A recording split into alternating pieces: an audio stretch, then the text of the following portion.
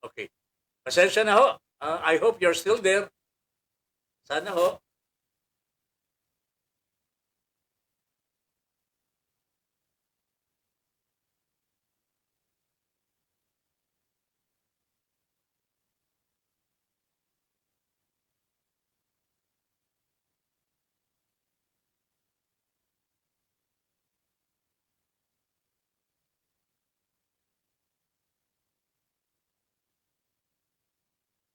Alright. Balik tayo ho sa Himpapawid ho, mga kabayan. Pasensya na ho kayo. Nawala ho tayo. Hindi ko alam kung bakit tayo nawala. Oh, may nanonood na ba? Mukhang hindi na tayo marunong mag-techie ah.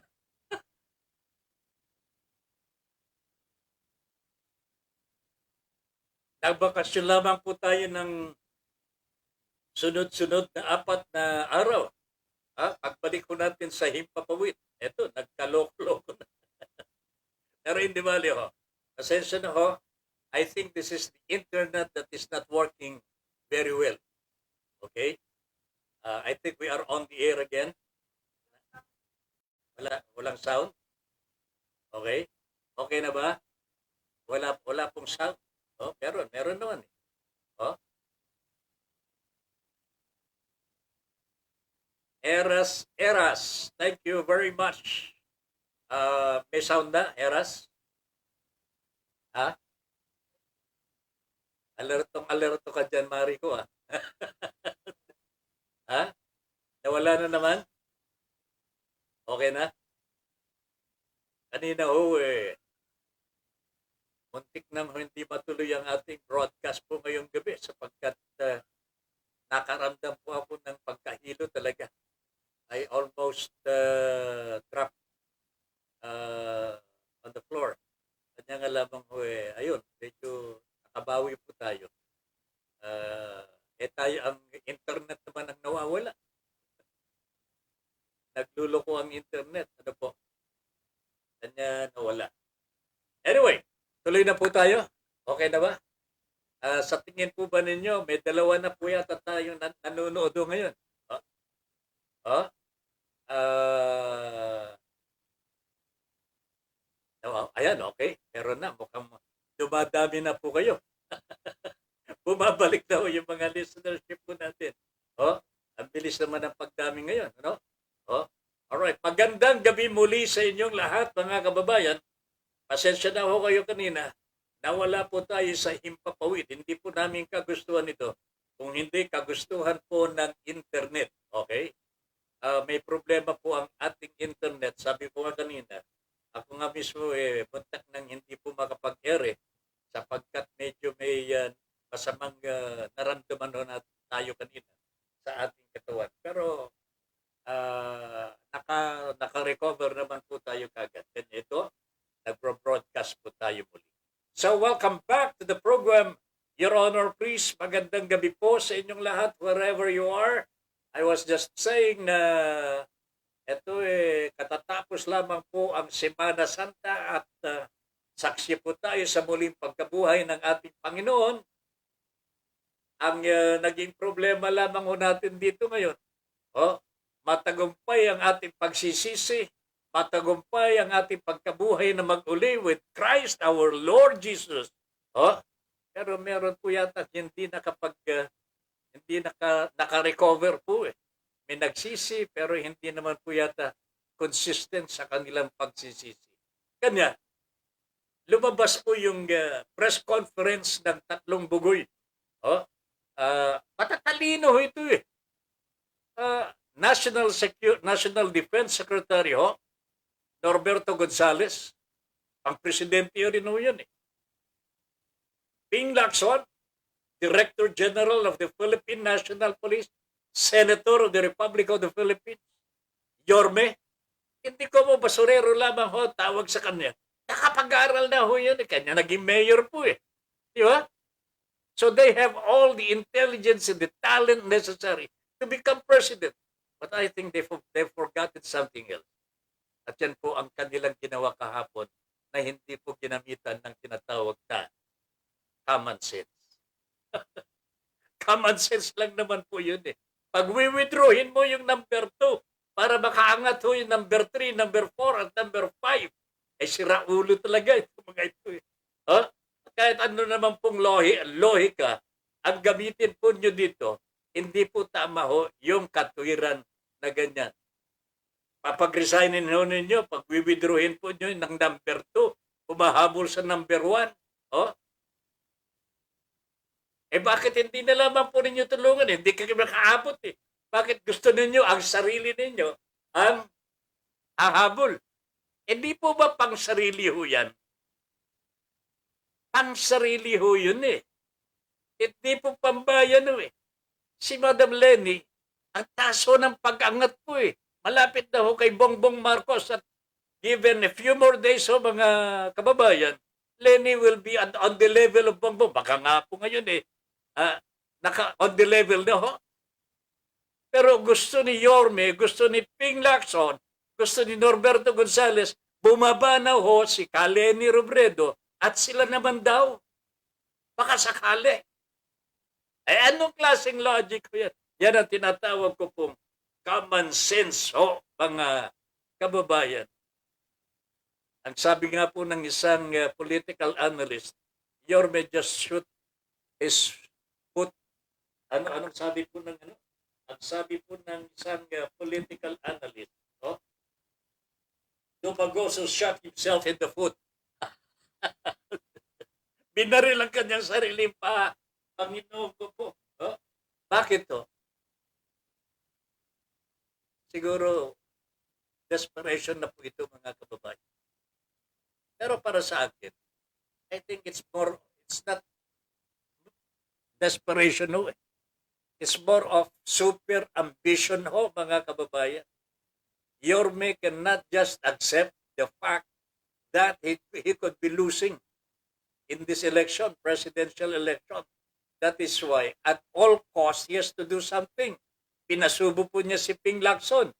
Patakin ho ninyo, di ba po ba, sinasabi ni Ping Lacson ngayon, hindi ko alam na papag-withdrawin po si Leni Robredo during the press conference. Really? Mr. Ping Lacson, sir, eh ganyan naman ho kayo eh. After the fact na ho kayo, nagawa na po ninyong kasalanan, doon lamang po kayo, kunwari magsisisi para hindi kayo masisi talaga. Di po ba, ganyan naman ho kayo eh. Eh di sana kung talagang seryoso kayo, na ayaw ninyo mag-withdraw si Kaleni, di dapat to nung binabanggit ni Kais ko, na pinag-withdraw niya si Lenny on that press conference show. Eh dapat sinitaan na po ninyo si Lenny. Hindi ganito ang pinag-usapan natin. Mabuti pa nga ho si Tito Soto. Senate President Tito Soto, talagang wala siyang kaalam-alam dyan. Binitbit po siya ni Ping Lacson. Pinasubo pa ng kanyang Vice President po dito. Norberto Gonzales, siguro itong kakutsaba po ni Yorme. Sapagkat silang dalawa, talagang nagbabatuhan po, nagpapalitan pinag-withdraw po si Leni Robredo.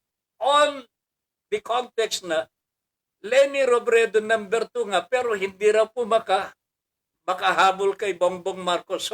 Kanya, pinag-withdraw na si Leni at sila naman daw, makasakali. Can you imagine Katwiran na ganyan, hindi po pwede maging katwiran ng isang elementary grade schooler yan, mga kababayan. Hindi po pwede. Mathematically, no. Hindi po pwede. Kanya nakakahiya ito. Pero they are now campaigning again as if nothing happened. Ito na sinasabi ko po, consistency. Kung nakagawa ka ng kasalanan at pinagsisihan mo, huwag mo nang uulitin. Kung nagsisi ka na sa kasalanan mo, ipangako mo na wag mo nang gagawin muli. Di ba? Pero there are just some people, siguro ang akala nila hindi po nakatingin po ang ating Panginoon Diyos.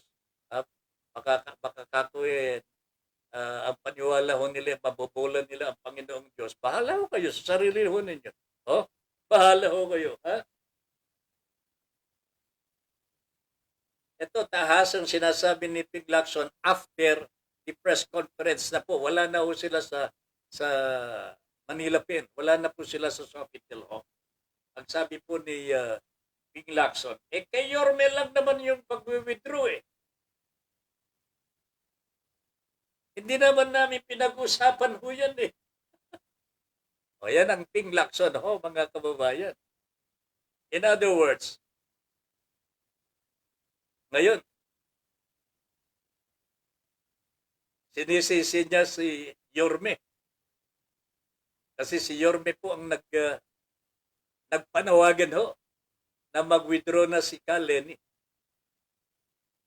Ang nakakatawa ho dito, yung reaction ni Calio de Guzman.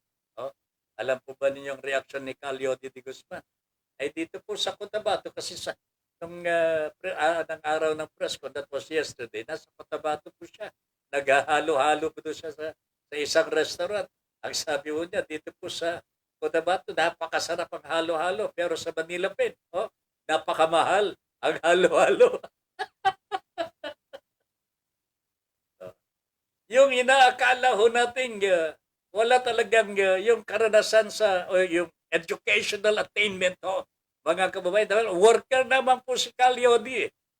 Pero naintindihan po niya ang kalagayan ho ng politika dito sa ating bansa. Even in politics, even in war, may respeto ho. Maliban lamang po sa Russia and Putin. Baka naman ang modelo ng tatlong ito si Russian President Vladimir Putin. No? Pagkaganyan ho ang magiging presidente ho natin, magre-resign na ako bilang Pilipino. Kung hindi natin sila matigil. Di ba?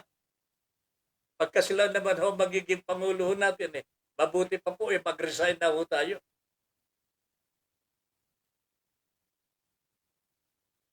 Grabe talaga ho mga si Manny Pacquiao. Alam po nyo, nagsalita din po ito. Matindi po ang kanyang sinabi.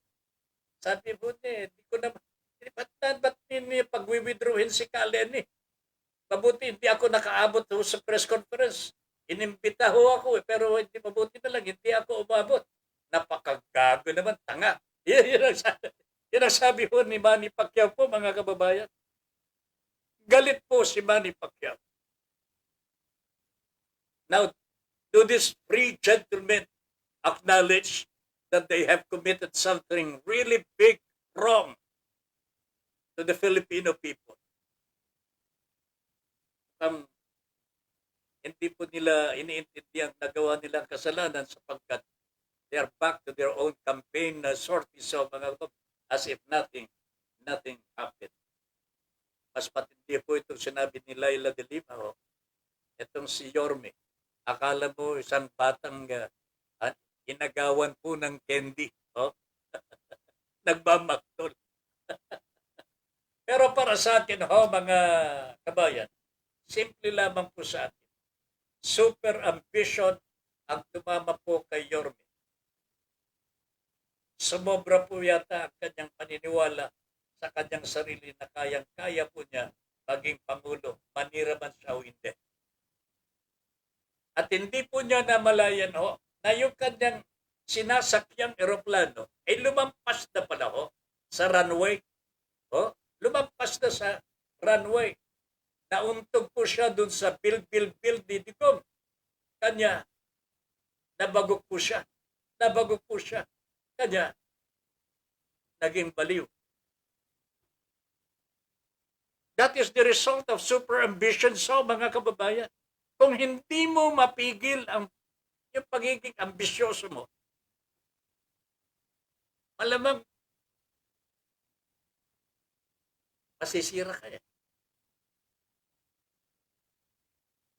Hindi po masama ang mag-ambisyon. They call that a dream. It is not bad to be a dreamer. It is not bad to have ambitions in life. In fact, nire-recommenda nga po na magkaroon kayo ng ambisyon, magkaroon kayo ng goal, para meron kayong ina-target. May focus kayo. Ang ganda po niyan.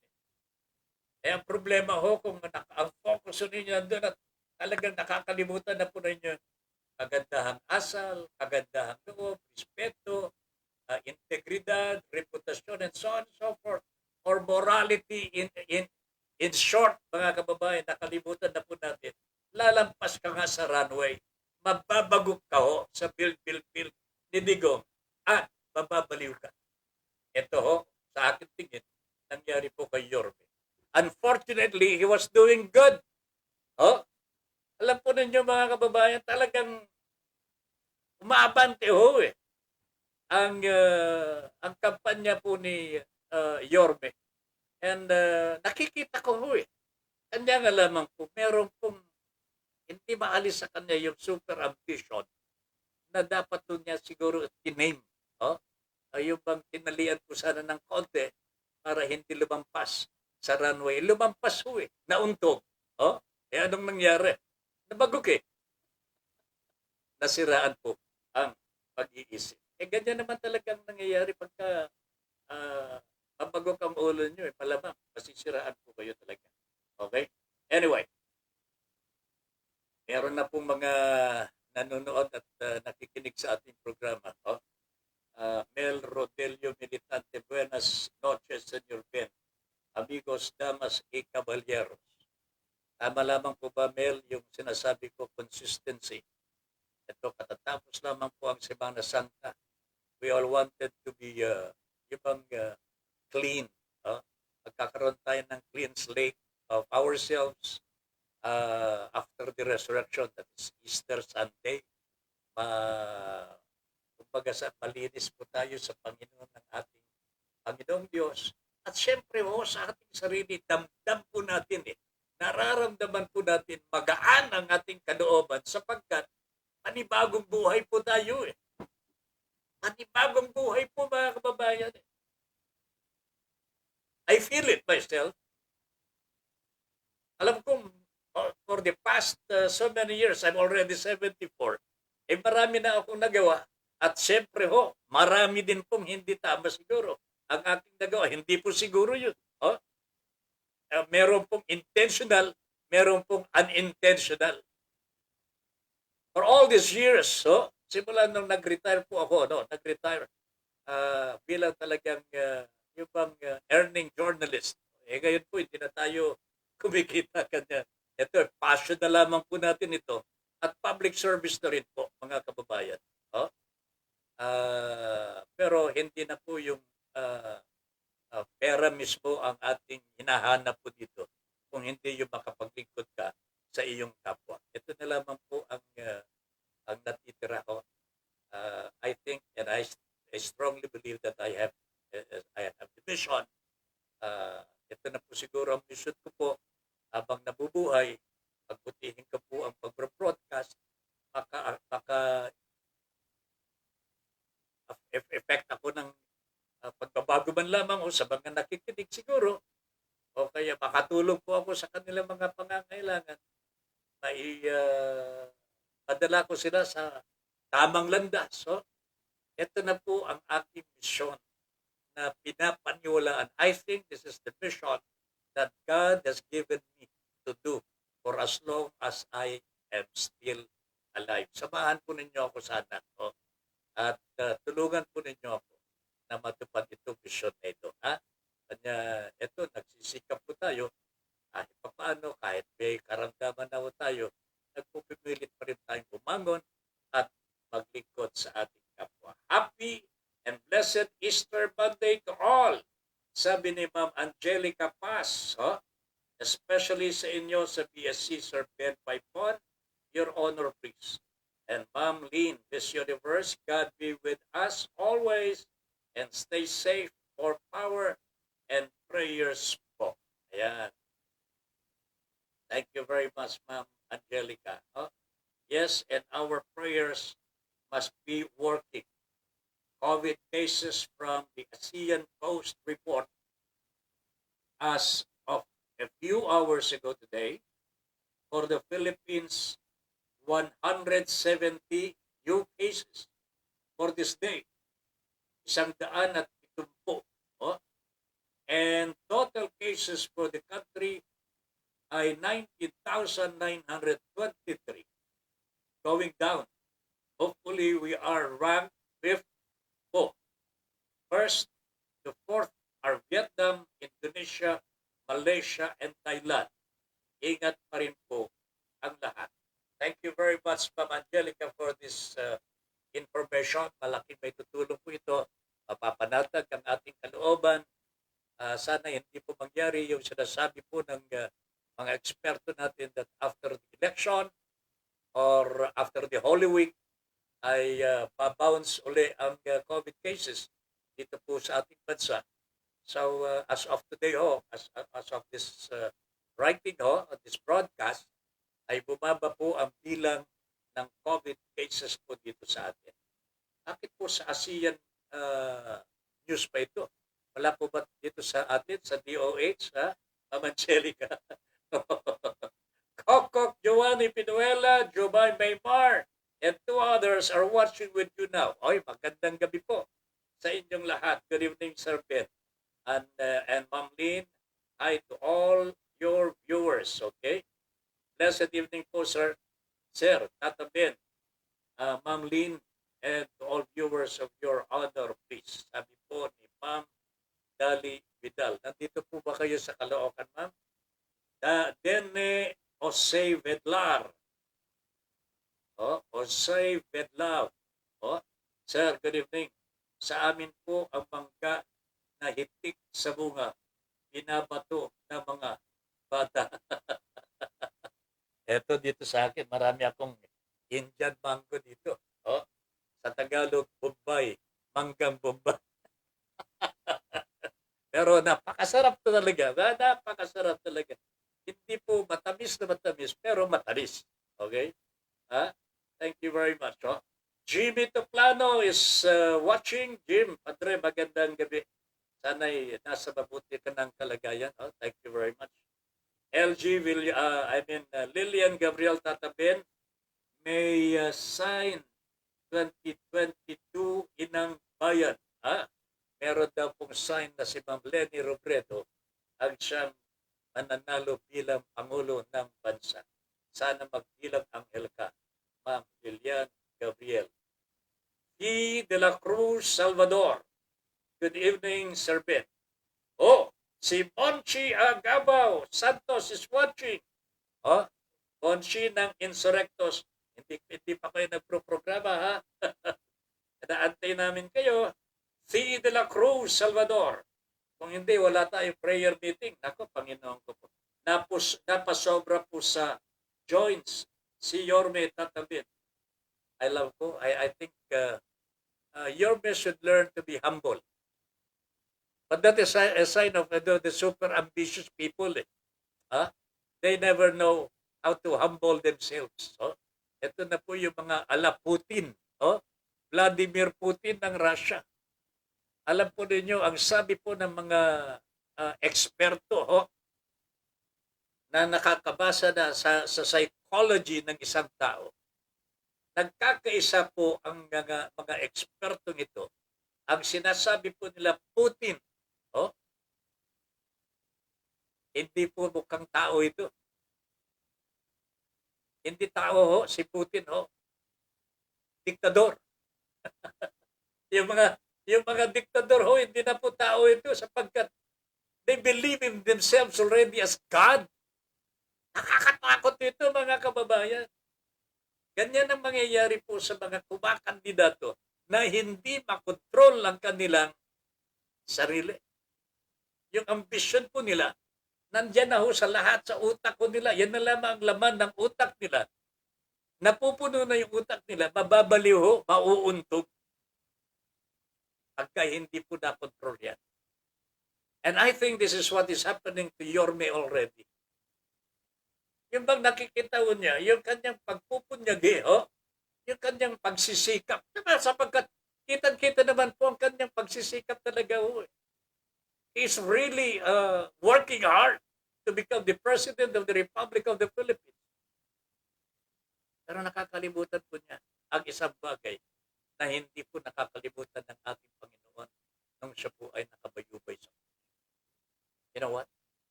Humility. may kasabihan po sa wikang Ingles, humility conquers all. That is what Christ did on the cross. Sana ho, ito ang ginagawa ni Yorme.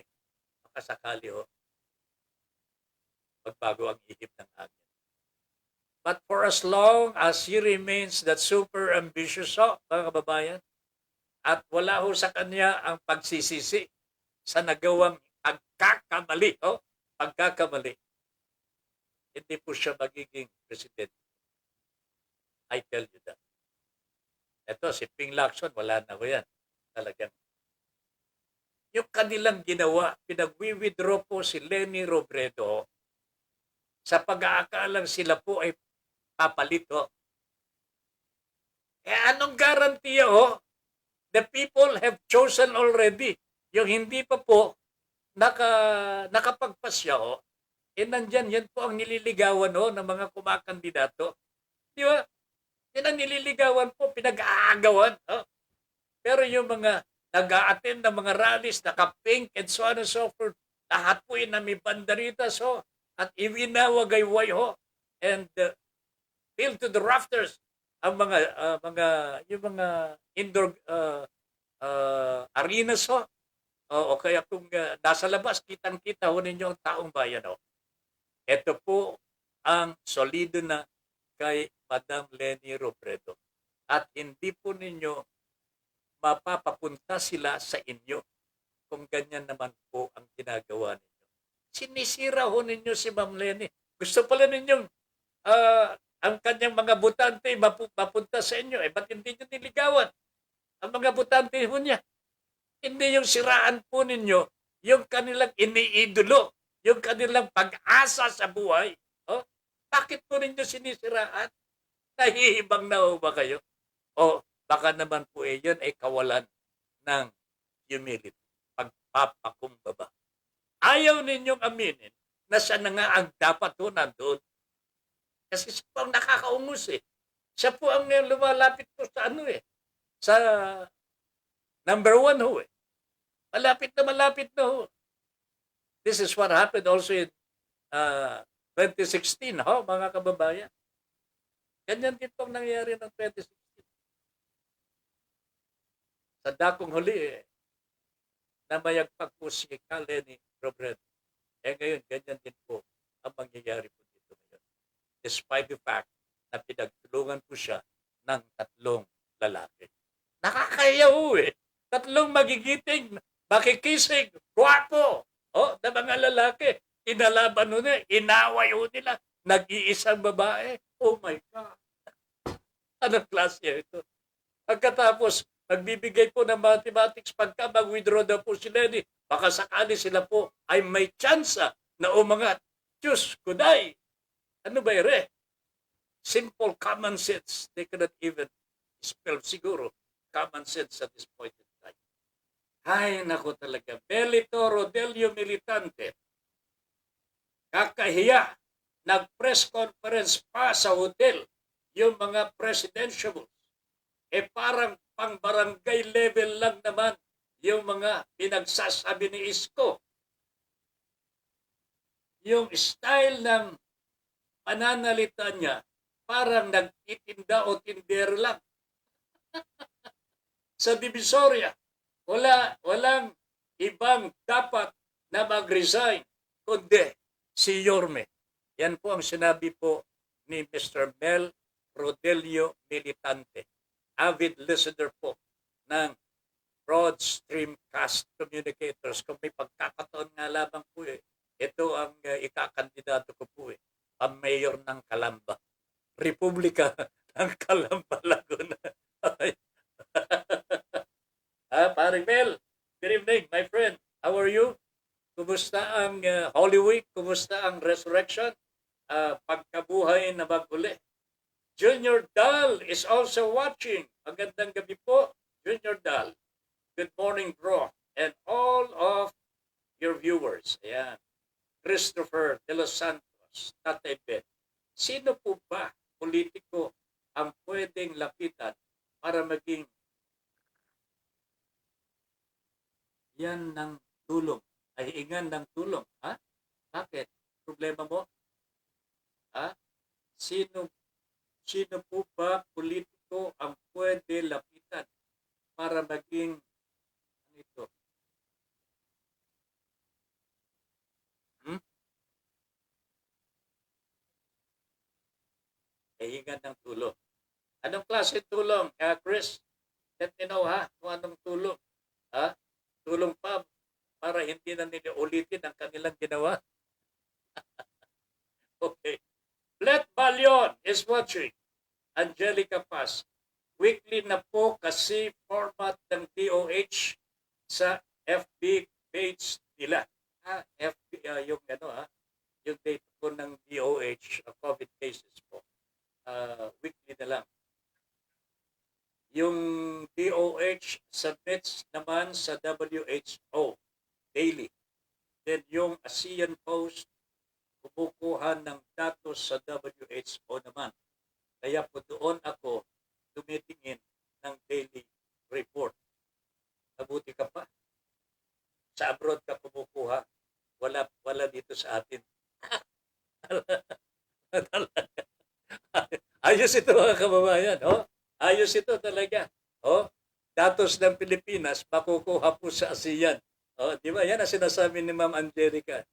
But this is what we call talagang resourceful researcher. Yan. Kasi natutuntun kung saan nandoon yung facts. Yan. Ma'am Angelica, thank you very much. Tatay Ben, sino ba itong si Mayor Isko para utusan si VP Leni Robredo na umatras na sa kanyang kandidatura? Hindi pa niya nagiging Pangulo ng Pilipinas kung makapagsalita. Akala mo siya ang may-ari na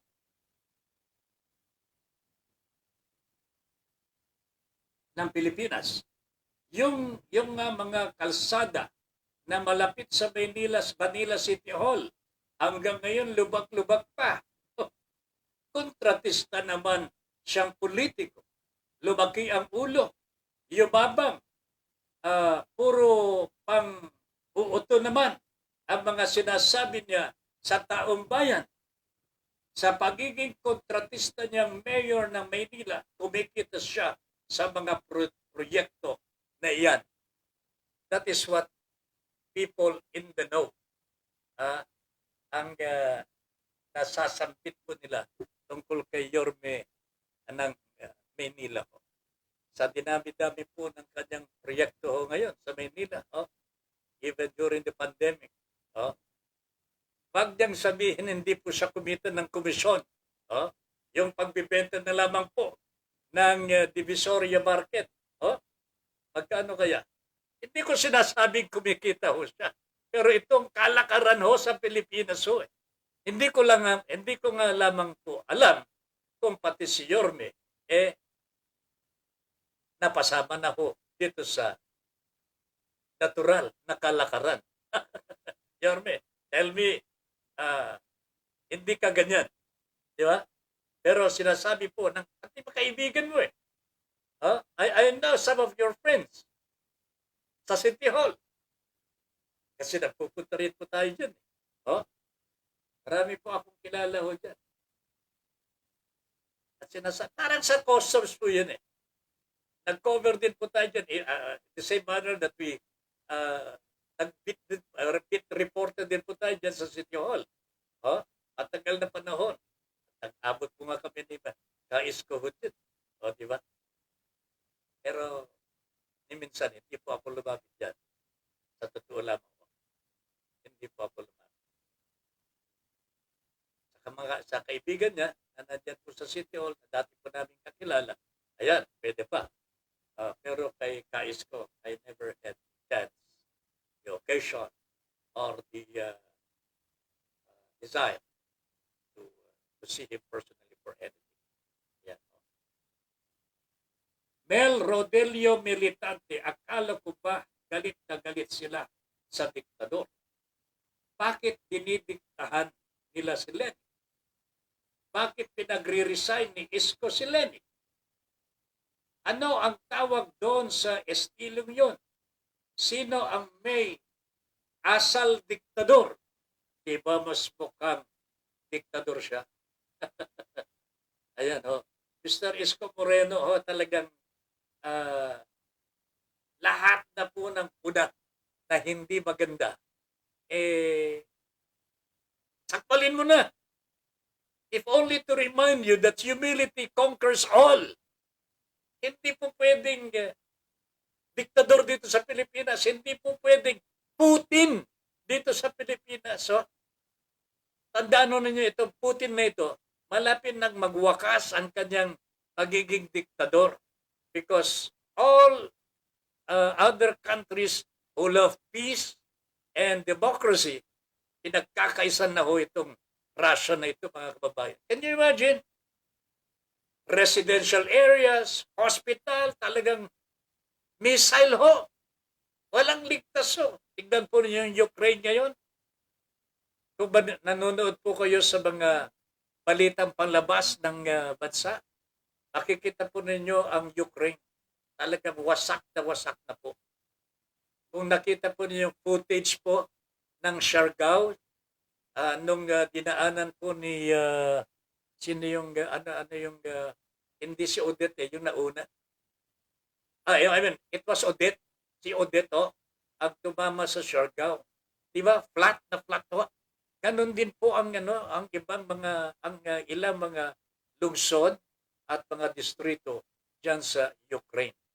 Kahabag-habag po at talagang pinupuntirya ni Putin ang mga residential areas, pinapapatay po niya mga civilian. Dapat ang kalaban po niya kung military operation yan mga militar din ng Ukraine. At nakahanda silang lumaban No, di ba? Pero yung mga civilian na binibigyan ng proteksyon ng United Nations, yan ang tinitira ni Putin. That is why he is called a dictator that is committing genocide in the world already. Genocide po, talagang pagkalahatan na ito. Wala nang sinisino po. Kasalanang mortal ito sa United Nations. Unfortunately, ang United Nations po ay hati. Pero mas malamang po mga democratic countries po. Mas nakakalamang. Ang magkakampi, China, Russia, North Korea. North Korea, yan ang tatlong bansang malalaki na nagkakampi-kampi para gumawa ng gulo sa mundo. Pero I'm telling you, dictators do not last long. They will last for a while and they will commit atrocities during their terms, but they will not last long sapagkat ang kasamaan po ay may katapusan. Ang kabutihan po sa langit po ang ginawa. Okay? Junior Dal, press con sa 5-star hotel noong Easter Sunday, may nakitang 5 itlog na bugok.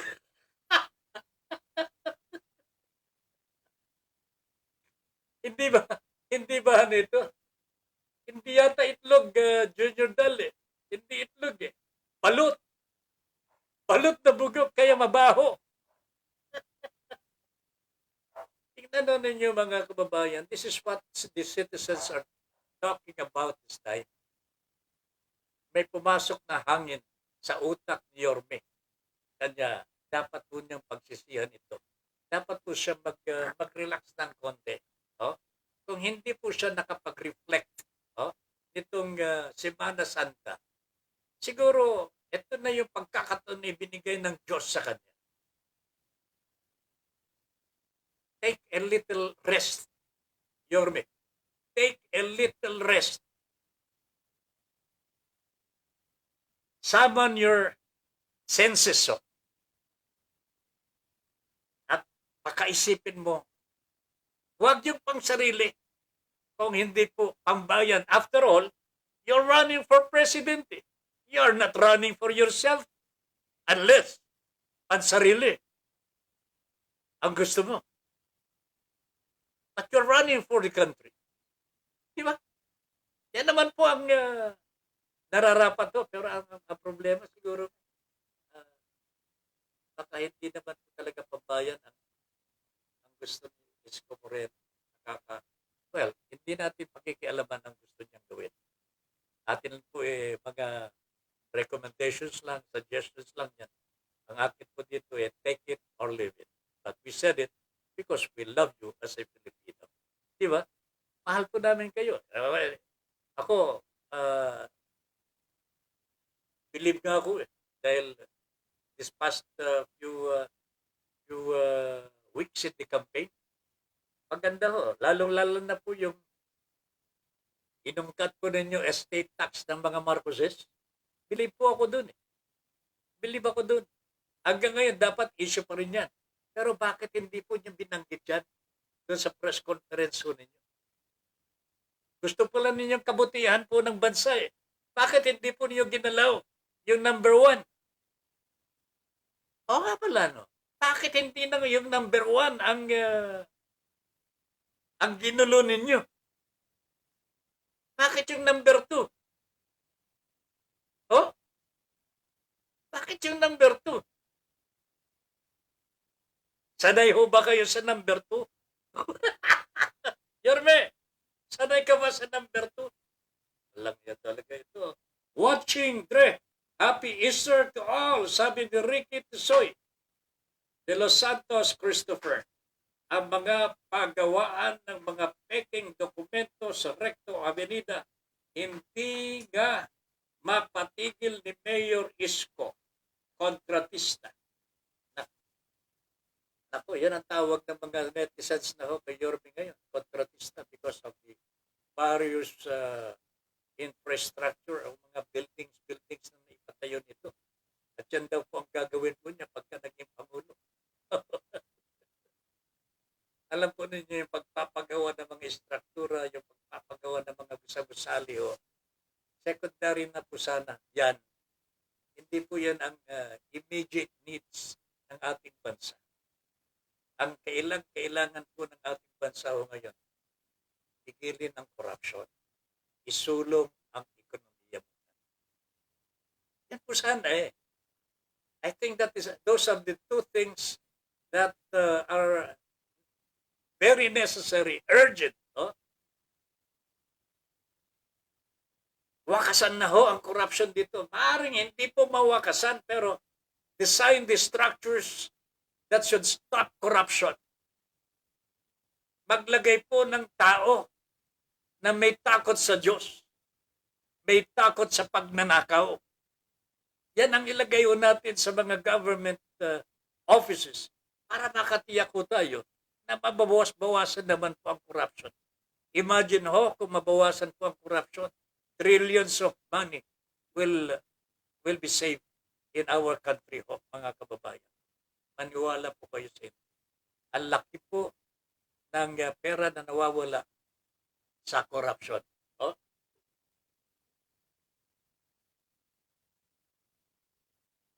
Alam po ninyo, noong panahon ni Marcos, baka sabihin po ninyo, pinakalaban na naman po natin si Marcos. Hindi po. Ang sasabihin ko po sa inyo, ay buong katotohanan at ito po ay documented.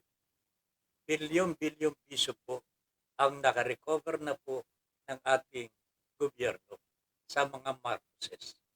Ibig sabihin po nyo, nanggaling po sa nakaw ng mga yan. Di ba? Pagka ganyan uli ang mangyayari, wag naman po sana at panalo, eto si BBM. Ano kaya mangyayari? Ang sabi po ng kanyang mga trolls, ang sabi po ng kanyang mga tagapagtanggol, hindi. Si BBM naman, hindi naman magnanakaw. Tatay niya ang magnanakaw. Pero ayaw nilang aminin na magnanakaw yung tatay o yung kanyang nanay. Oh? Ayaw nilang aminin eh. Hindi naman po si BBM ang magnanakaw eh. True, maybe. Pero alam po ninyo, katotohanan, ano po yung pera na ginagamit po nila na hindi pa nababawi ng ating pamahalaan at binabawi pa ng ating pamahalaan? Sino po ang gumagastos dito? Sino po ba ang gumagamit ng mga nakaw na yaman ng matandang Marcos? May negosyo ba ang mga Marcos ngayon? Meron po ba silang trabaho? May windmills pa sila? Sarili? Oh? Tanungin nga po ninyo si BBM kung meron siyang sariling negosyo ngayon na po pwedeng pagkakitaan ng limpak-limpak na salapi.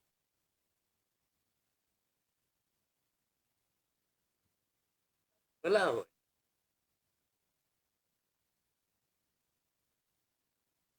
Grabe talaga. Grabe talaga. Anyway. Ambisyoso po si Yorme. Bakit po? Mayor pa lang, nag-run na agad as president. O kita ninyo? Sabi ni Ma'am Dali Vidal. An indication ho na talagang super ambitious po ito si Yorme. Hindi pa nga niya natatapos ho yung pagka-mayor ho, mga kababayan. Kung bakit, hindi ko maintindihan. Bakit tinulak po kaagad, kung tinulak man siya, ng kanyang mga financiers. Siguro sabi sa kanya, Yorme, laki ng kikitain mo dito. Yung pagka-senador pa lamang, 50 milyones na ang kinita mo. E di, paano na ito? Pagka magiging kandidato pang Pangulo, e di bilyones na rin ang kikitain mo. Matalo't manalo, tsak na meron ka ng pera. Tinanong ninyo yung mga kababayan. Tell me if it is not true. Nag-play ito sa utak ng Yorme natin na ito. And because of that siguro, lumaki ang ulo. Lumaki. Hindi na po niya nakayanan. Kanya yung kanyang aeroplano papunta na sa Malacanang sana na mismo niya yung runway, na-exit po niya nauntog sa bil-bil-bil ni Mr. Duterte Kanya, ayun, nabago kang ulo, nabaliw.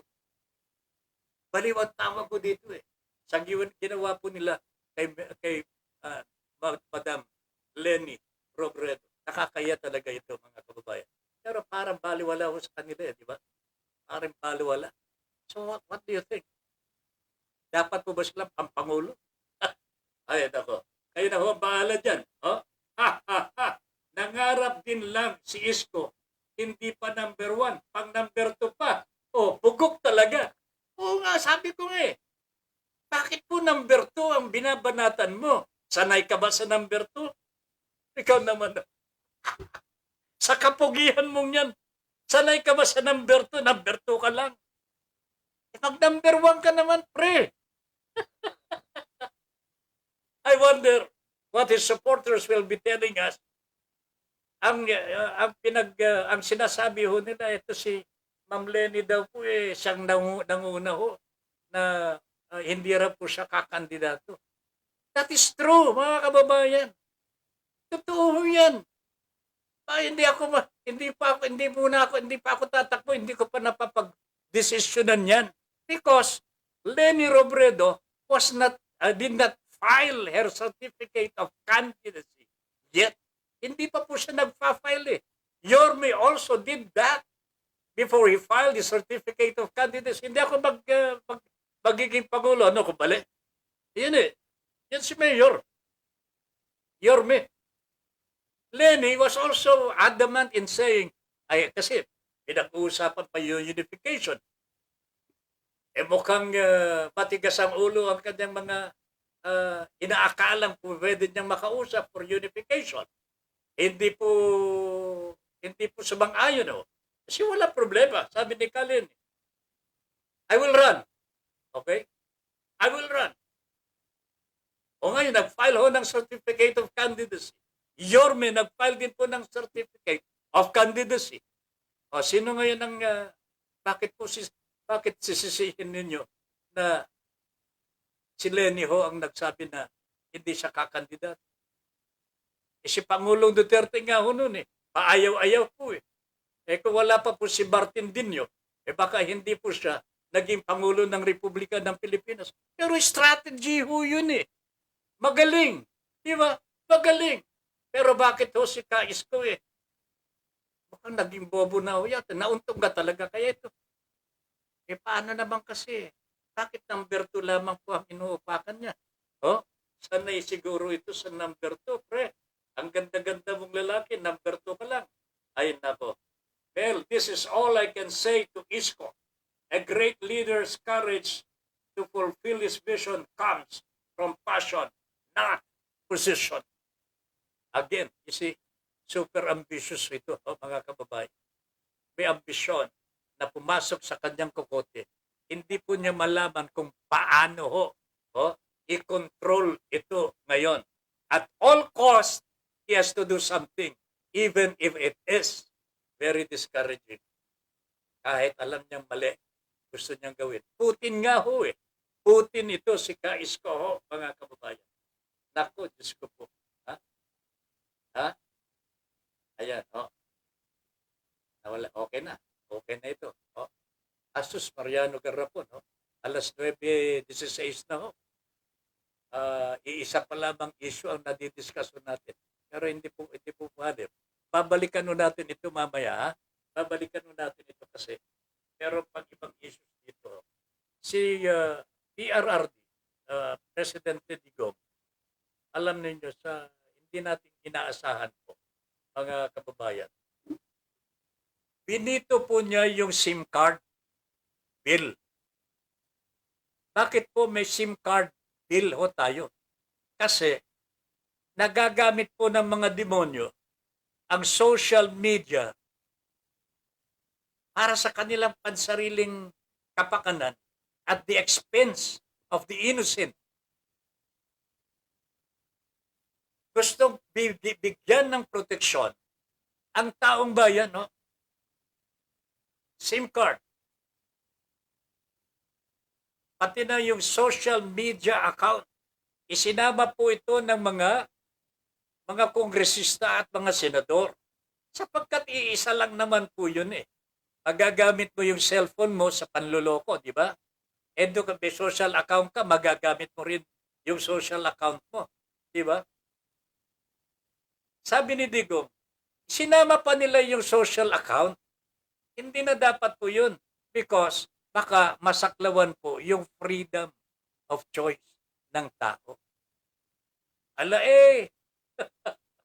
ano ba ere? Pero ito ginagamit, yung social media account ang higit na ginagamit ng trolls ni BBM, trolls ni Digong, sa DPS mga kababayan, sa drug war. Itong ginagamit nila Digong, trolls, social media account, para palabuin yung mga totoo. O kaya siraan yung mga gumagawa ng tama. Bakit po niya binito? Kasi ongoing ang campaign period. Gumagana po ang mga trolls. Ito ang gamit ng Malacanang. Ito ang gamit po ni BBM para siraan po yung kanyang mga katunggali. Hindi po ba? Alam na po ninyo yan eh. Now, estopel po ang Kongreso po ngayon sapagkat ayaw nilang yung bang ma-destroy ang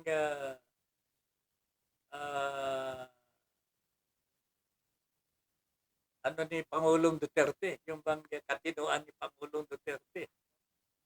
Gusto nilang pagbigyan muna, total matatapos na raw po sa ang kanyang katutulan, sa susunod na lamang daw pong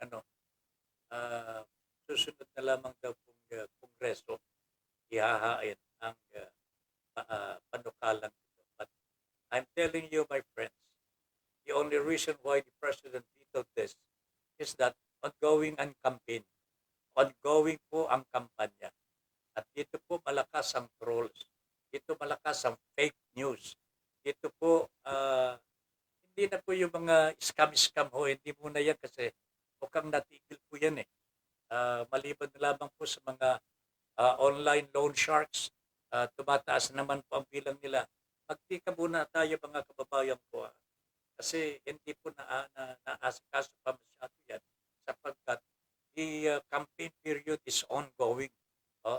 Mukhang ang mga opisyalis natin, kanya-kanya po nagtoka ngayon sa kanilang mga inaasinta mga kandidato sa politika. SIM card bill vetoed by the President dahil lamang po sa sinaksak daw po ng mga Kongreso ang social media account. Alam naman po ninyo yung social media account, ito ang ginagamit po sa mga messenger ho natin, di ba? Sa mga messages po natin, pwede pantawag ho. Pero yung SIM card po sa mobile ho natin, okay po kay Digong. Wag lamang daw po itong social media account. Ano kaya ito? Oh, bakit po ayaw? Bakit po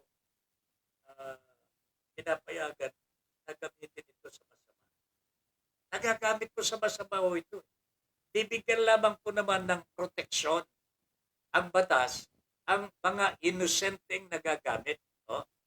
At yung paggamit po ng hindi tama sa social media ay labag po sa batas.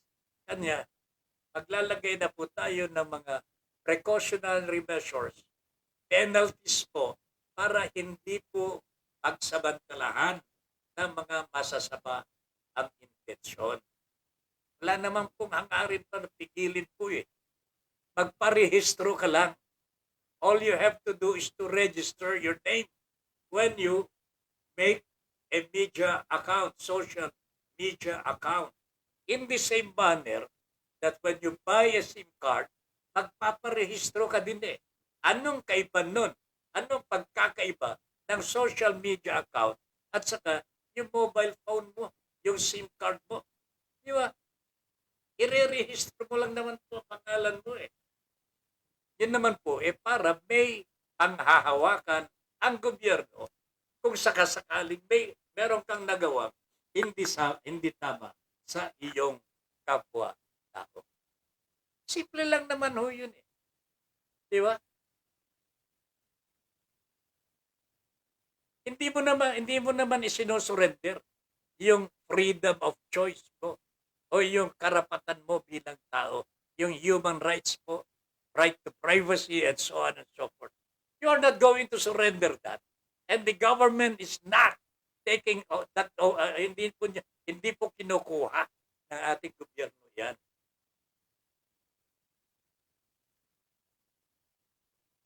Nagbibigay lamang po ang ating pamahalaan ng protection. In the same manner that all laws here is for the protection of the people, the citizenry ho, mga kababayan.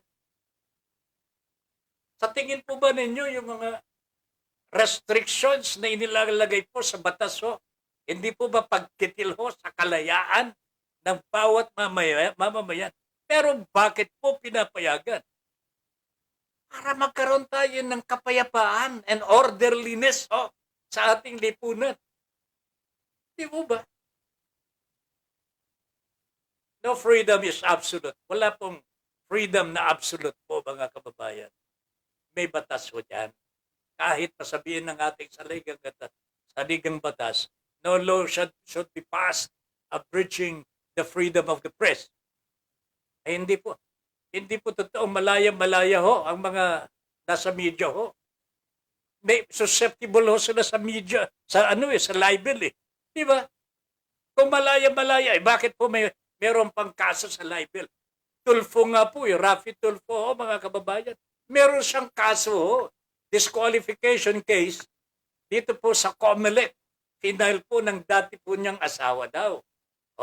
At sinusuportahan po ng Public Attorney's Office. Rafi, pasensya ka na.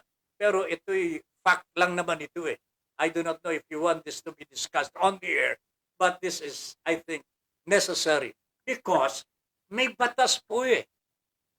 May batas po na nagre-regulate po sa mga kalayaan din po natin eh. You cannot just trespass against the rights of your neighbor para sa iyong kapakanan. May karapatan ka, may freedom ka. Your neighbor also has that freedom. Inapakan mo yung kalayaan niya. Wala ka bang pananagutan? Yan po kay Tulfo ngayon, mga kababayan. Lumabag po siya sa batas. Kaya sinampahan po siya ng libel. Na convict po ito eh. na-convict po ito mga kababayan. At kaakibat po, doon sa libel case na yan, with conviction, meron pong nakalagay ho doon sa batas na yan, with moral, involving moral turpitude. Ibig sabihin, morality po ito. Oh, pagka ikaw nakasuhan at na convict po, convicted ka sa libel involving moral turpitude, automatic na po yun mga kababayan. Disqualified ka to hold any public office. Ito ho ang tumama kay Rafi Tulfo. Pero hindi ko po alam, ito ha, Padre, sa mga 26 million na nanonood kay Rafi Tulfo, pati si Ma'am Lynn, nanonood po dito. Ang masasabi ko lamang kung ito po ay tunay na paglabag at kayo convicted na po, dapat po ninyong alam, disqualified ka na sa public office. Dapat pinagbuti mo na lamang yung trabaho mo.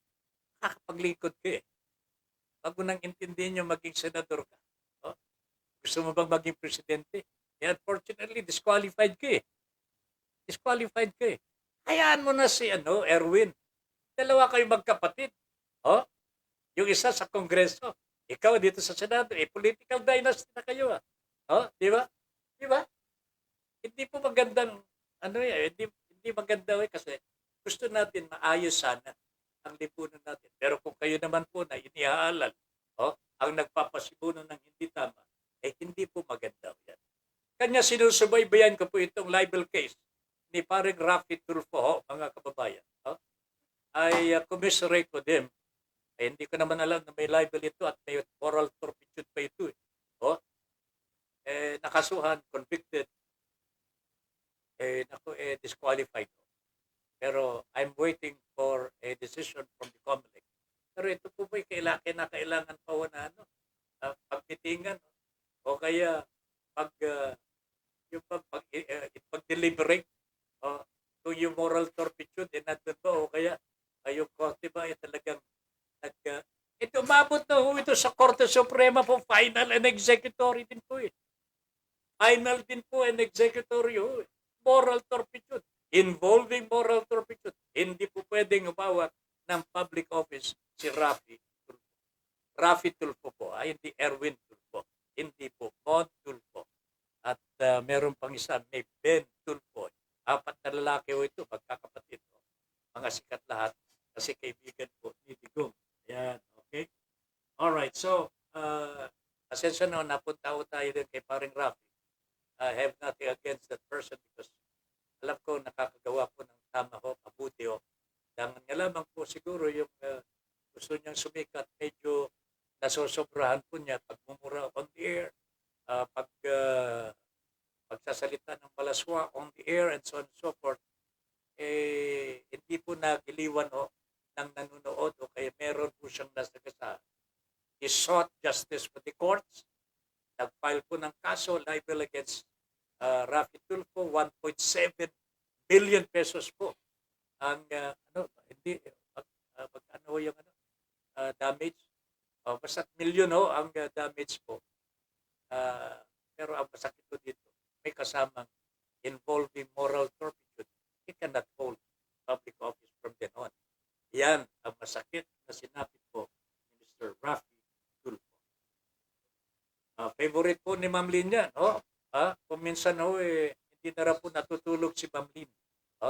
Nanonood na lamang po pinagkikinggan yung mga kaso na inaasikaso po ni Mr. Rafi Tulfo. Okay? Alright, Rick Itisoy. Daming fire truck dumaan sa Tayuman at Tondo. Ibig sabihin may sunog na naman ito. Bakit dumadami po ang sunog? Marami po mga sunog Valenzuela, Pasig, grabe ito. Tapos na ang fire month March yan. Ingat tayo mga kababayan sapagkat mainit po ang panahon ngayon. Pagtataas pa po ang kuryente natin, ang babayaran natin sa kuryente. Maiinit ang ulo ng tao. dahil pinag-withdraw si Madam Lenny. Maraming taong nagagalit ho ngayon eh. Kanya ingatan ho ninyo ang mga sarili ho ninyo sa loob ng bahay. Mga kababayan ko. Ingatan po ninyo yung pinagmumulan ng sunog ay maaring sa charger ng cellphone po ninyo. Huwag ninyong iiwanan yung cellphone na naka-charge na wala kayo sa bahay. Please lamang po. Sinasabi ko lamang po yun dahil madalas akong masita. But I can see the reason for this. Yung mga charger mahinang klase ko minsan. Nakakabili ho tayo ng wala sa wala sa hulog ng mga charger na may nag-iinit at sobrang init. Ayan nagkakaroon po ng sunog. Yung mga mabuti na po ngayon, medyo tumataas ang presyo ng gas ng kerosene, yung LPG, baka tahina na lamang po. Pero ingatan po ninyo yung mga gas natin, mga kababayan. Yung mga kandila na ginagamit pagka nagka-brown out po, wag po ninyong iwanan, na nakasindi kung tayo po ay natutulog. O kaya malapit po sa kortina. O kaya ang kababagsakan kung may hangin, kumot po natin at may sindi. Mahirap po yun eh. Huwag ipatong sa teddy bear. Okay? Okay? LG, Lillian Gabriel is watching. Ganon din po si Ma'am Jean. Ng Salaw family. Ma'am Jean, good evening po. Magandang gabi po sa inyo. Ingatan po natin ang mga bahay-bahay ho natin sa sunog. Sa Tondo, sabi ni Kari Kitisoy, meron po mga dumaan na maraming bumbero. Pinalalagay ho natin, may sunog na naman po. Rodelio Militante is watching. Elisa Malibiran, magandang gabi po. De Los Santos Christopher, dito nga po sa amin, isang gabi, nagkaroon ng sunog. Mabuti na lang may fire safety devices. Check your fire, ano tawag nun, yung pamatay ng pamatay sunog. Fire extinguisher. Ayan, English yun ma'am, English yun Fire extinguisher. Pero pang pagkakataon na nag-expire yan, hindi po ninyo magagamit. Okay? At kung minsan nagkaka-diferensya na hindi nyo nalalaman, check po ninyo. Sapagkat pagka nagkasunog, dapat po alam ninyo kung saan nakakabit yan, alam po ninyo kung paano i-operate. Baka mamaya pagka binuksan ho ninyo at pinisil po ninyo yung trigger, baka mamaya pumunta pa sa mukha ninyo, kayo ho ang napatay ang sunog sa inyo. Ay, nako talaga. Pag-aralan ho natin yung mga devices po na nandyan po sa bahay ho natin, magagamit po natin during emergencies. Finally yung mga medical kits natin, alam po ninyo kung saan nakalagay, yung flashlight po ninyo, alam po ninyo kung saan nakalagay. Dapat po isang lalagyan lamang po yun. Pagkakatabi mga yung gamit po ninyo for emergency purposes. Mga telepono ng bumbero, telepono ng pulis. Baka wala ho kayo niyan. Dapat meron ho kayo niyan. Puso ngayon ng nakawan. Puso ngayon po ng, ay naku talaga. Dapat meron po kayo niyan. At, hanggat maaari po pagka pinasok po kayo ng salarin at may masamang hangarin, syempre hindi naman po papasok yan na walang masamang hangarin. Meron ho yan. Pakiramdaman ho ninyo kung kaya ho ninyo. Kung meron kayong kasama, pwede labanan. Pero kung sa tingin ho ninyo, hindi nyo kaya, magmakaawa na lamang ho. Pero, yes, presence of mind, alam po ninyo kung saan nakalagay yung telepono niyo, communication, mahalaga ho yan. Pagka nakuha po niya ang gusto niya at hindi po kayo lumaban, normally, iwanan naman po kayo Ligtas naman po kayo. Pero pag labas ho niya, kaagad ho, yun ang unang damputin. Pulis. Okay? Para maitimbre kaagad at hindi po makakalayo makasakali mahuli. Okay? Arigado.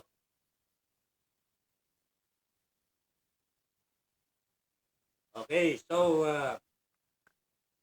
Christopher, ingat lamang ha. Angelica Paz, Ma'am Angelica, good evening. Ricky Tisoy, Lenny tayo pre. Of course. Lenny. Huh?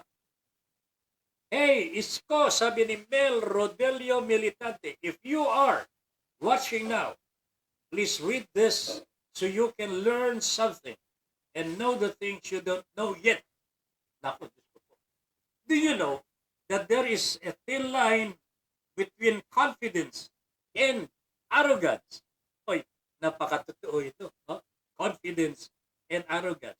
It's called humility. Confidence smiles. Arrogance smirks. Opposite direction yan eh. Ha? Confidence and arrogance. Yan ang sinasabi ko kanina ko. Humility. Humility conquers all. Come to think of this lamang ko. Ano kaya po? Kung panahon na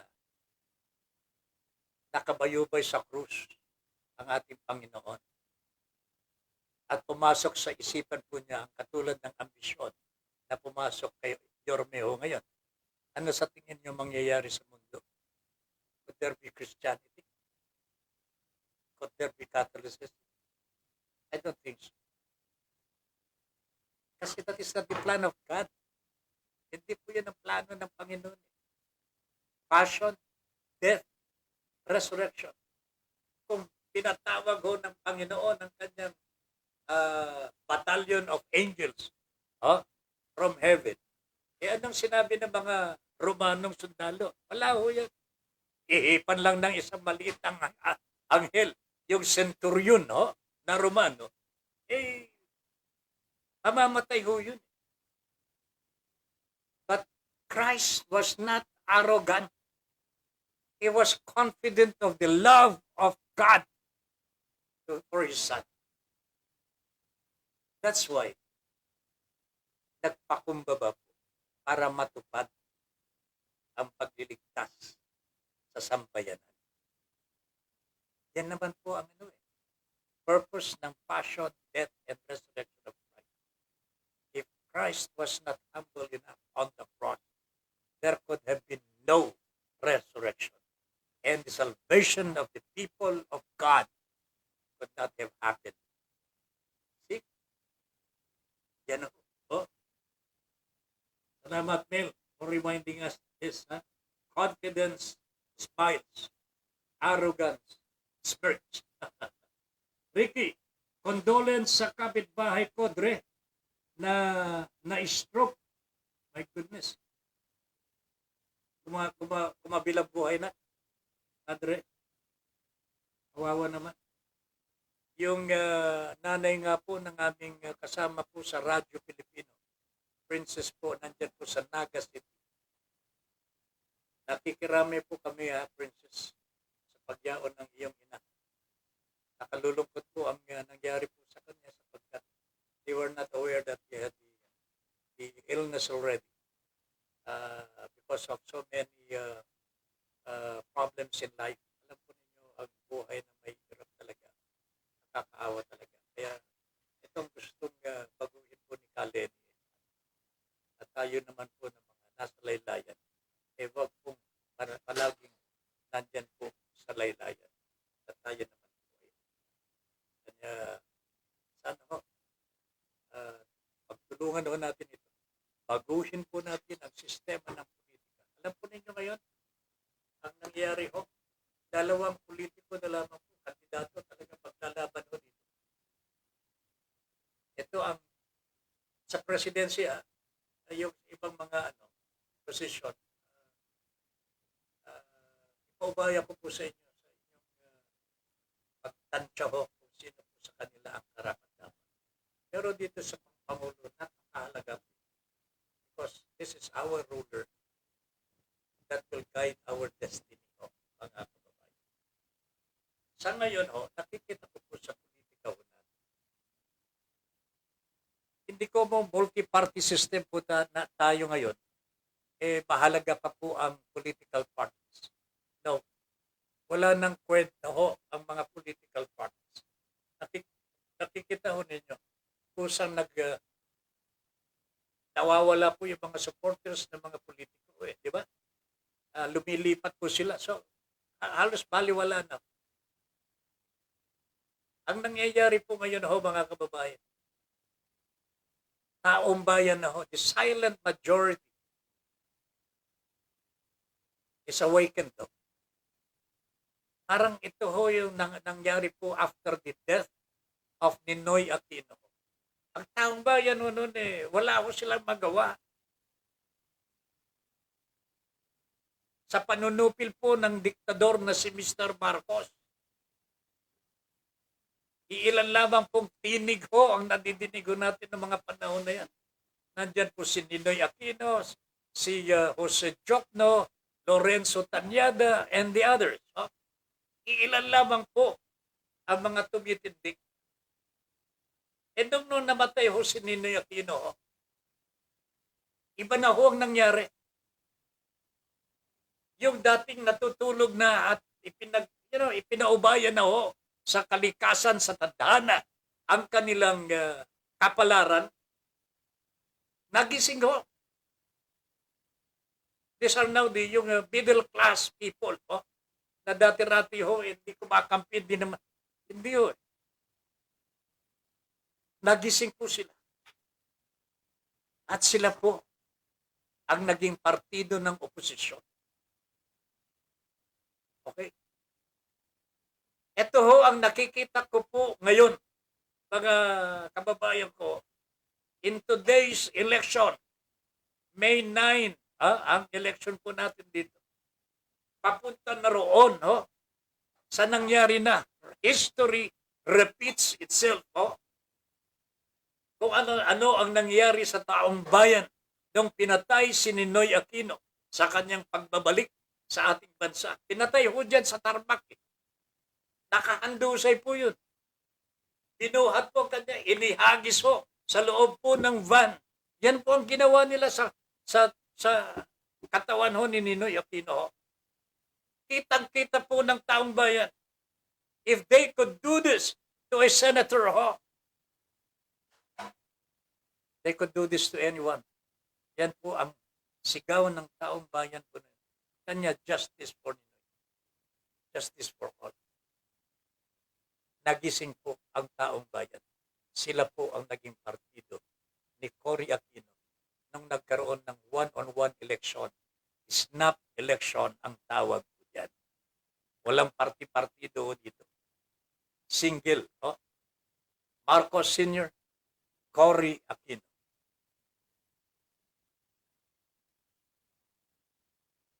Ang layunin ni Marcos noon kaya nagpatawag ng eleksyon.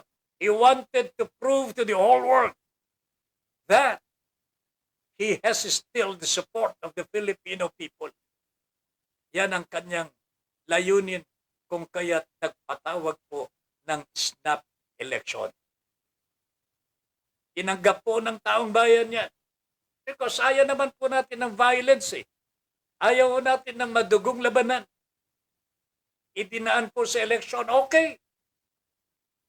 So anong nangyari Pati si Enrile po, nakakampi ni Marcos nung araw, kumampi na po kay Cory Aquino. At minsan nga po isang araw, nanumpa si Cory Aquino po.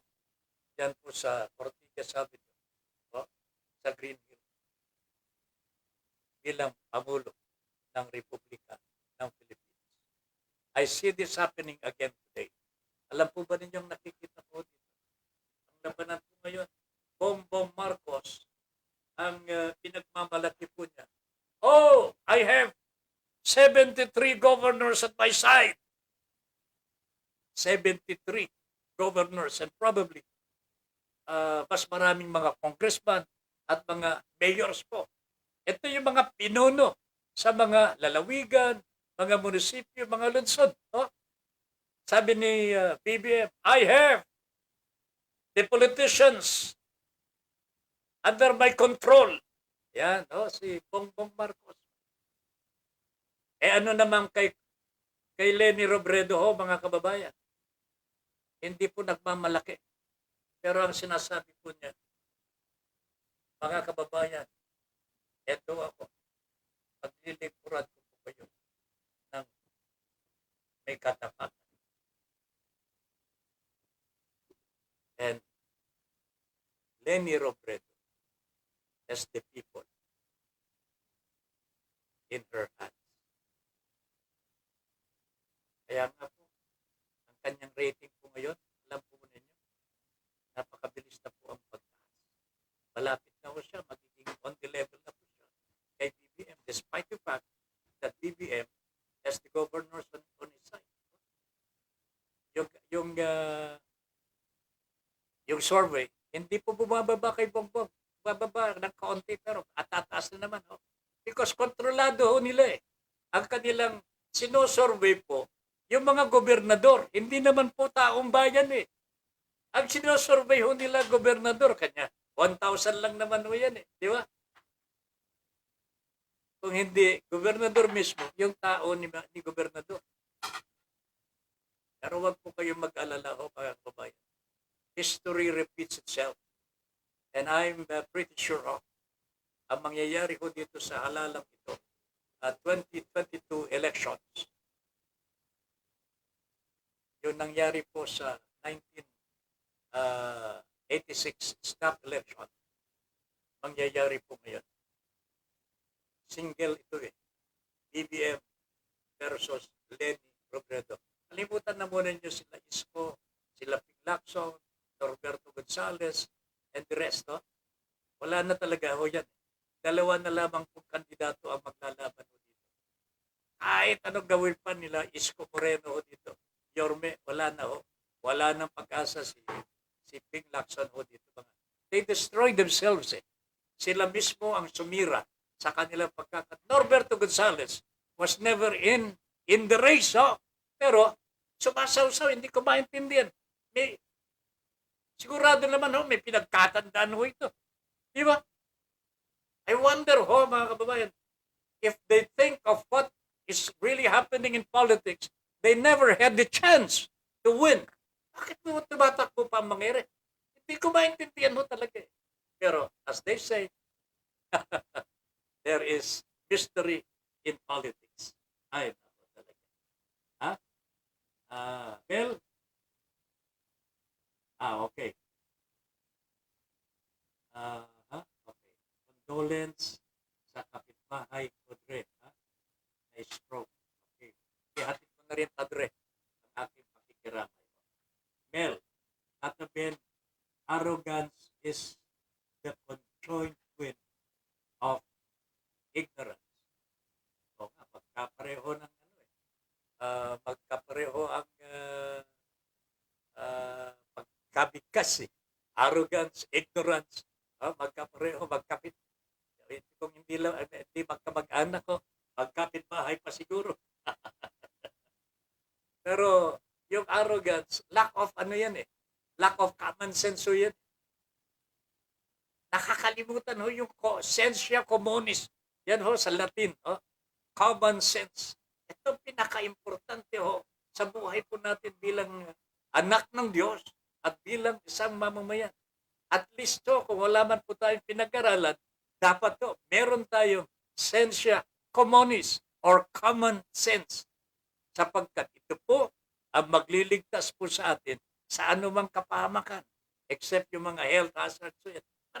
Kahit na yung mga health hazards kung hindi po natin gagamitin ng sensia communis, magkakasakit tayo. Alam po ba ninyo kung bakit?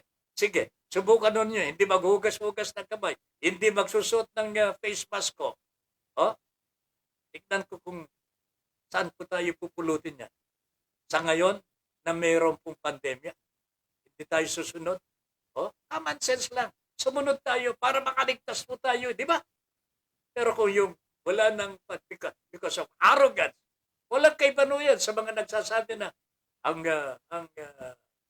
yung tawag ko nun, yung bakuna ho, nakakasama. Of course, meron silang pinaghuhugutan yan. Pero if you want to listen to the experts, ang sinasabi po niya, nakakatulong yan para hindi ka mahawaan. Kung mahawaan ka man, hindi lalala ang iyong sakit. Yan ang purpose ng bakuna po.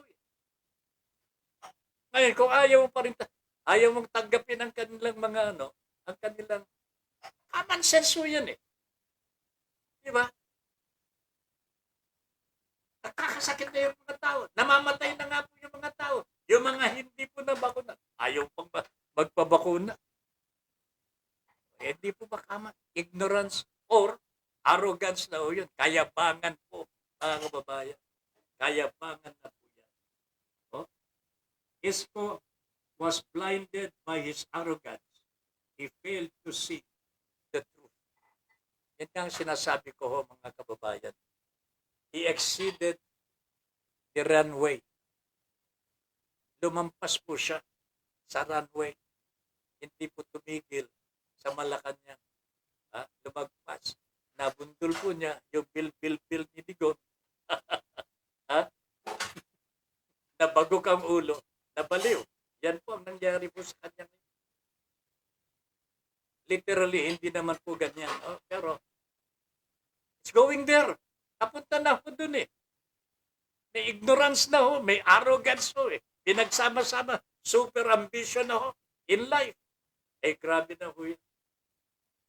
Ricky Tisoy, ayaw na magpauto. Sana ho, yun ang magiging mentalidad po natin ngayon, mga kababayan. Huwag na po tayong magpauto sa mga patutsada ng mga politiko. Magagaling silang magsalita ho eh. Magagaling silang mga tiran, pero nililigaw po ang taong bayan ho. Yung tatlong lalaki na yan, nililigaw ho tayo sa katotohanan. Wala na silang pag-asa ho eh. Si Kaleni ang may pag-asa na manalo.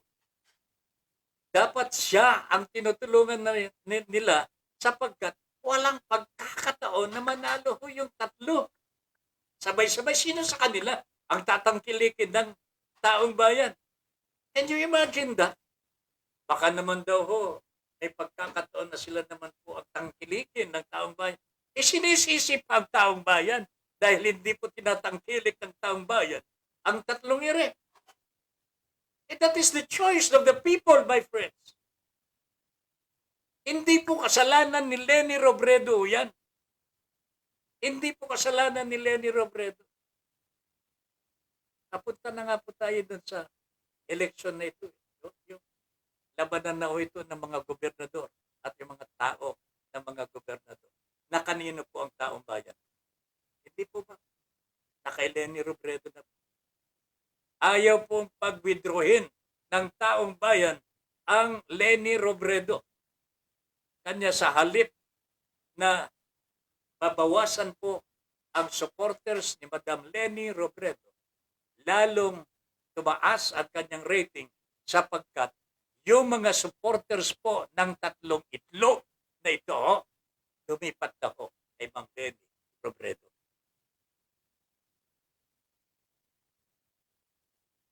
Yan po ang net effect niyan eh.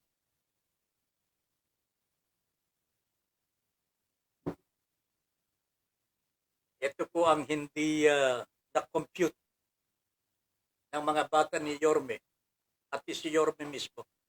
Hindi po nila na-compute yung mathematical computation ng press conference sa Manila. Nagkamali po sila. Alam po nilang nagkamali, pero matigas ang ulo. Parang si BBM din o yan eh. Ayaw niyang aminin na may nakasalanan po ang kanyang pamilya na ginagamit pa rin ho nila ngayon. Bongbong is using the ill-gotten wealth of his father and his mother ho. Hindi po ba masama ho yun? Kumakain ka sa nakaw, nanggaling po sa nakaw? Wow! Sabi ko nga po, wala naman negosyo mga yan. Pero ang yaman-yaman nila. Huwag mong sabihin, galing kay sa gold Italiano or whoever. No, no, no, mga kababayan. Dito sa Pilipinos ng panahon ng diktadorya ni Mr. Marcos, they control the economy of the Philippines. They control the money of the Philippines. Lumobo po ang utang panlabas ng bansang Pilipinas sa halip na bilyones lamang, naging trilyon-trilyon. Ang NPA ho, ng panahon ng diktadorya, bago ho, magkaroon ng diktadorya ni Marcos ho, iilan lamang pong kadre, iilan lamang pong armed NPAs ang makikita ho natin dito sa Pilipinas. Pero nung tumagal ng kaunti ang martial law ni Mr. Marcos, lumobo po ang bilang ng mga NPAs, naging 28,000, 28,000 cadres, fully armed NPAs ho. To a point, ang sabi po namin noon ho, mga kababayan, ito pala si Marcos ang number 1 recruiter ng mga NPA. And that is the truth, mga kababayan ko. The Philippines was never had a golden era under the dictatorship of Mr. Marcos. Puro kahirapan po sa mga kababayan natin until today.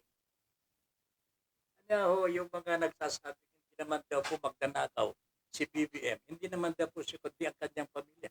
Hindi po ba yun? Nakakahiya na. Nakakahiya na ho yun. Tapos ang tinakain ho, galing sa nakaw. Galing sa tatay ho nila na magnanakaw. O, ano? Anyway, ayaw magpauto ang tao. Tama po yan, Ricky. O. Mel Rodelio Militante, inip na ako. Gusto ko nang dumating ang eleksyon. Gusto ko nang makita ang itsura ng pagbumukha ni Isko. Itsura ng pagiging talunan dahil sa sobrang kayabangan. Magpapakanton ako kapag natalo si Isko. Ikaw naman, Mel, wag namang kanton lang. Ha? Dagdagan mo na fried chicken. Oh, di ba meron kang pato dyan? Masarap yung pato. Pagpaihaw ka, partner, pabili ka ng yellowfin. No? Masarap yan. Sasama ako. Ha? Sasama ako sa kapagkainan ni Paring Mel kapag ka nangyari rin. Okay? Lilian Gabriel Tatabin, sa buhay natin dito sa lupa, ang pinakamahalaga na makita mo sa isang tao, yung maging mapagpakumbaba sa kapwa. Dahil dyan nasusukat ang ayan, naputo. Si Pastora Lilian Gabriel. Okay ito. Sabi ni Ma'am Lynn, si Pastora Lilian Gabriel daw. O nga naman. Ha? Walang bukang bibig itong si Ma'am Lilian kung hindi kabutihan ho at pagmamahal sa Panginoong Diyos. Wala naman po masama. Di ba? Pero, itong sinasabi po natin kanina, humility conquers all. Walang ibang nagamit na virtue ang ating Panginoong Diyos kung hindi kababaang loob. Lalong-lalo na nung siya po ay naghihirap sa pagkabayubay sa puso. Kung ginamitan po ng lakas, kayang-kaya po niya eh. Because He is the King. Di ba? Sugo po ng Panginoong Diyos eh.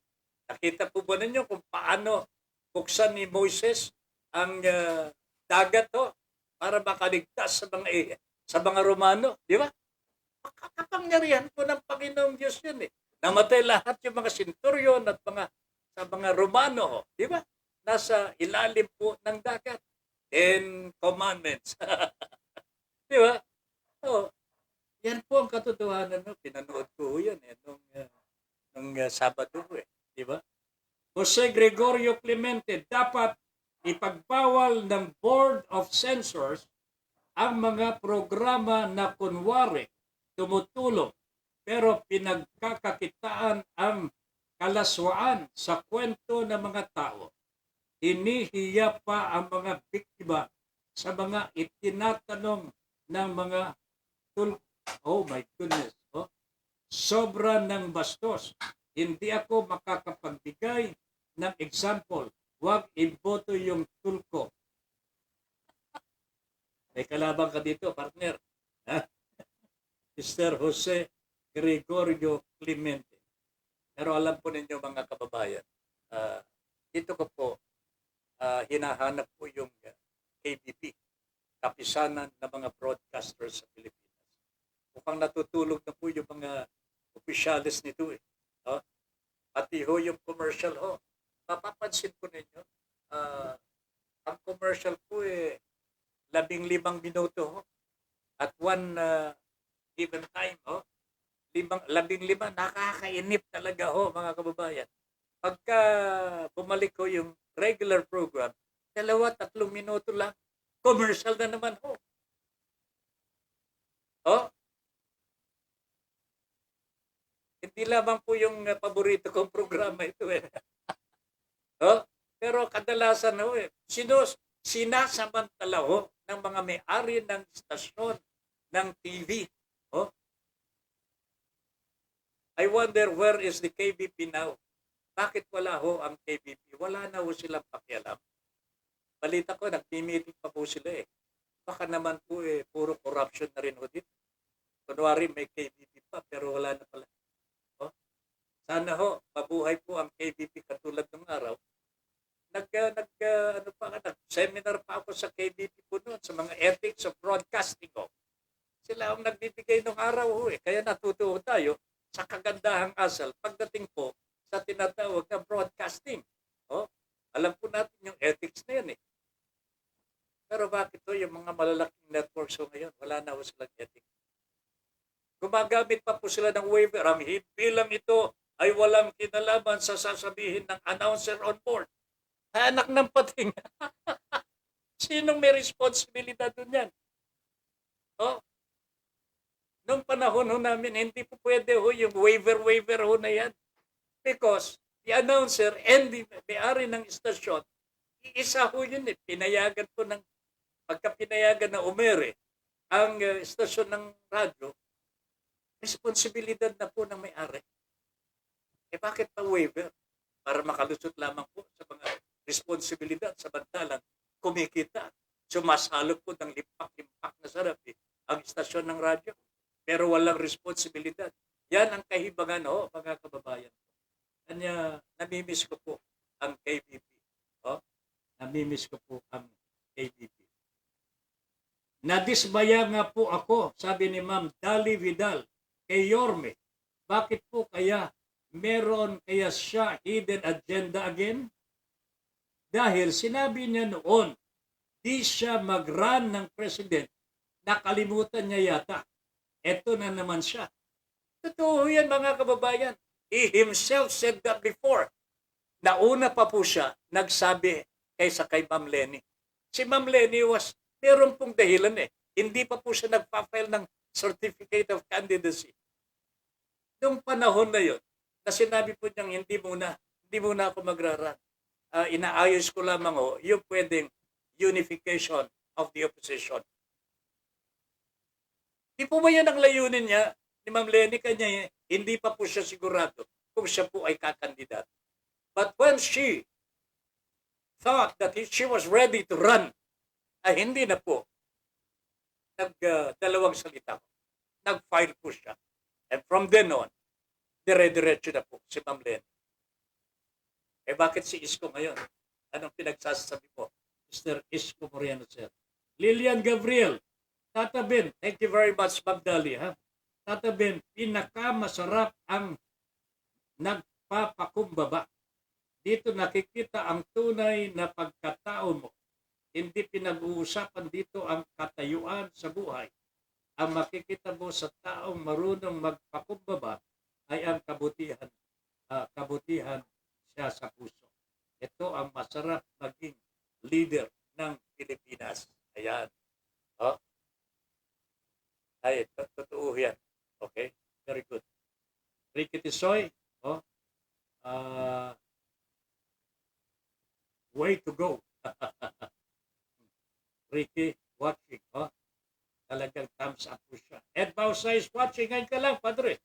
Ed, watching na po. Ronald Lucero is also watching. Junior Dal, puno ng sundalo at mga pulis sa paligid ng COMELEC.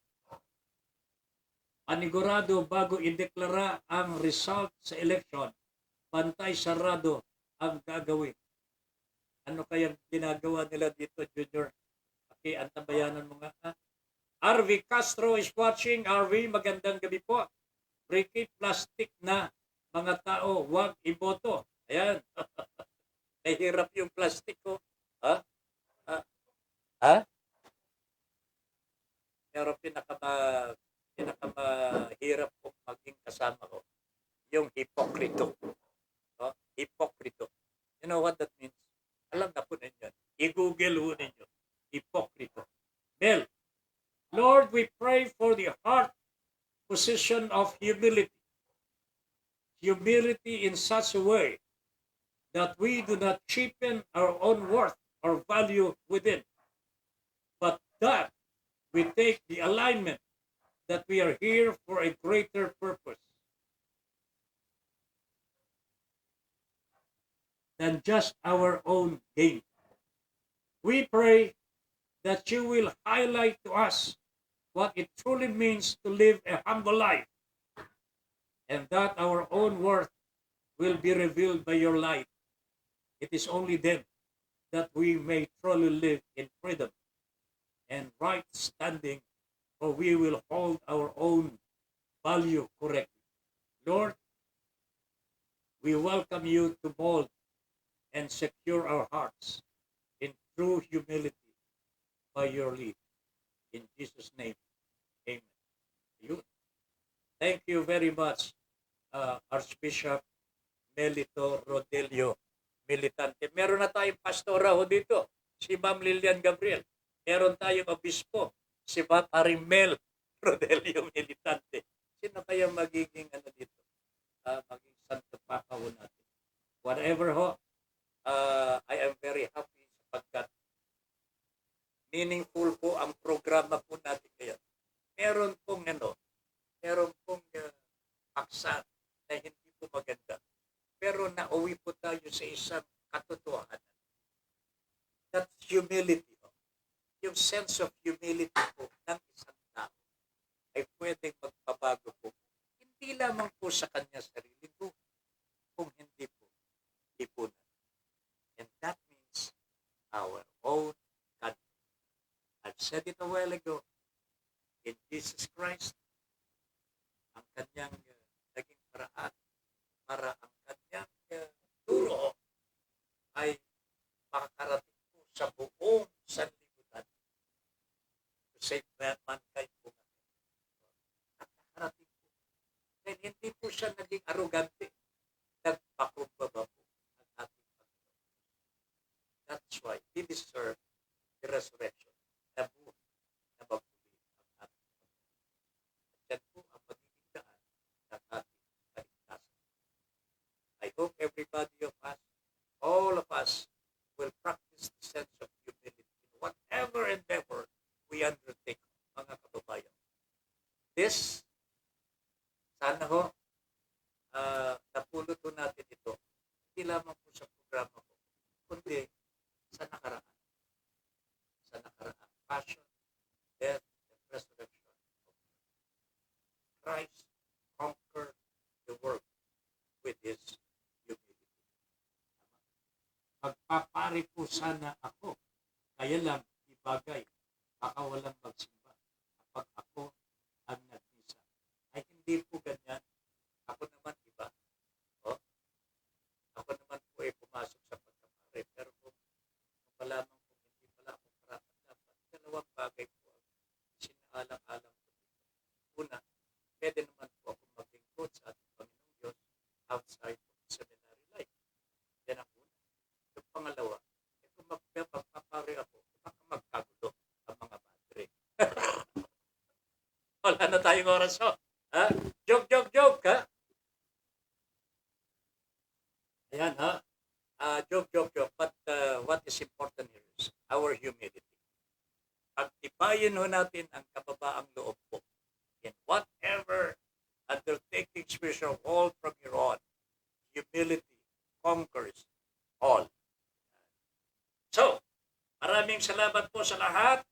Kay Princess, kasama po namin sa Radyo Pilipino, nakikiramay po ang buong BSC sa pagyao ng iyong mahal na ina. Okay? Condolence, Princess. And sa lahat po na nag-participate dito sa ating programa, maraming salamat po. Sana po i-like, share, i-follow po ninyo ang ating page dito po sa Broad Streamcast Communicators po. Okay? So, magkita-kita po tayo muli bukas sa ganito ring oras, alas 8 hanggang alas 10 ng gabi. Ben 5 po here. Sabi ni Dali, good night na po, Sir Tata Ben and Ma'am Lynn. Keep safe always. Ganun din po sa inyo. Dominador of Pasta is also watching. And sino pa? Okay. Ben Paipon po nagsasabi, thank you very much for allowing us into your homes and for giving us the privilege to be of service. Good night, everybody.